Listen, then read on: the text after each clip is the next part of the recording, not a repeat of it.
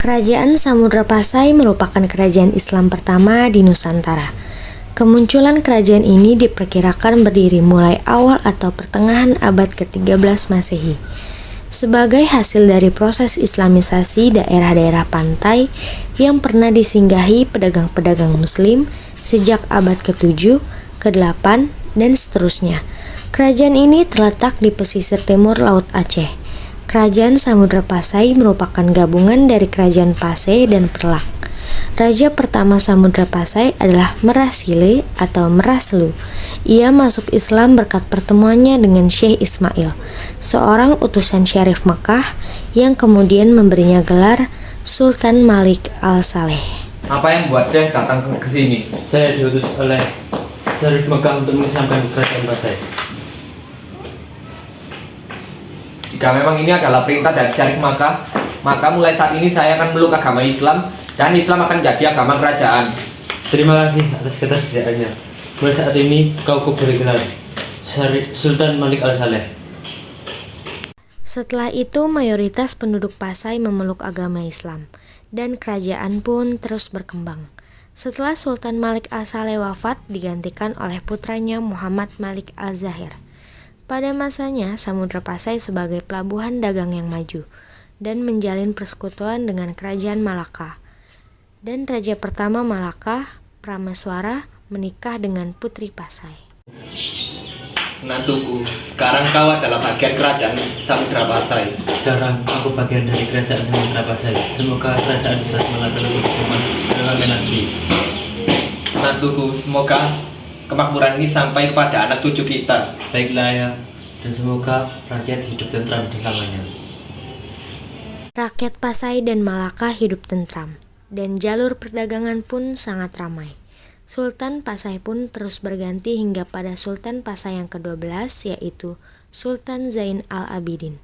Ternyata hubungan harmonis antara kerajaan Pasai dan Malaka tidak disenangi oleh pihak Portugis yang telah membangun benteng di Muara Bungo, Jambi. Portugis memandang hubungan dagang dengan perahu layar ini dapat menimbulkan ancaman terhadap kekuasaannya. Itulah sebabnya Portugis melarang hubungan tersebut. Namun, larangan tersebut sama sekali tidak dihiraukan oleh Sultan Zain al-Abidin. Pada suatu ketika, datanglah utusan Portugis menghadap Sultan. Utusan ini diterima Sultan dengan baik. Akan tetapi, ketika para utusan menyampaikan pesan-pesan pemerintah Portugis yang berkedudukan di Jambi, Sultan tampak sangat marah. Kami datang sebagai utusan Portugis ingin menyampaikan sesuatu hal. Hal apakah itu? Kami meminta Samudra Pasai segera menghentikan hubungan dagangnya dengan kerajaan Malaka. Apa? Atas dasar apa kalian minta hal tersebut? Kami merasa hubungan kalian dapat merugikan Portugis nantinya. Sampaikan pada pemimpin kalian bahwa kami kerajaan Samudra Pasai berhak berdagang dengan siapapun sampai kapanpun, dan satu lagi, sampai kapanpun kami kerajaan Samudra Pasai akan berdaulat secara penuh. Wajah yang mengikuti pertemuan itu menjadi sangat tegang. Sementara para pendamping Sultan kalau tidak ditahan-tahan mungkin sudah menggunakan rencong untuk menghabisi utusan Portugis itu. Di pihak lain, para utusan Portugis tanpa berkata sepatah pun segera meninggalkan tempat pertemuan dan kembali ke kapal mereka dengan tergopoh-gopoh. Sultan berkata pada para pendampingnya, Portugis kepala, sebisanya mereka hendak memisahkan kita sama rakyat Melayu. Semudah itukah? Mereka sangat pandai baca situasi. Cepat atau lambat, kita pasti akan diserang oleh mereka. Iya, aku juga berpikir seperti itu. Panglima, segera siapkan pasukan, latih mereka. Baiklah, aku akan melaksanakan.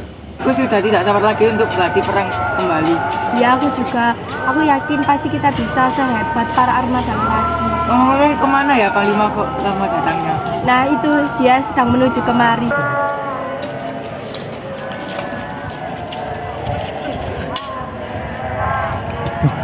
Kenapa kalian? Kenapa kau tidak mulai latihan? Seharusnya kalian bisa memulai latihan tanpa menunggu saya. Sudah, siap. 1, 2, 3.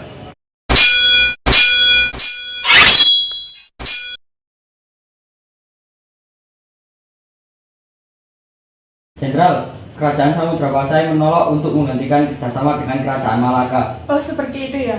Iya, Jenderal. Inilah saatnya kita menyerang kerajaan Samudra Pasai. Apakah ada terburu-buru, Jenderal? Akulah penguasa di sini. Tak ada seorang pemimpin sehebat aku.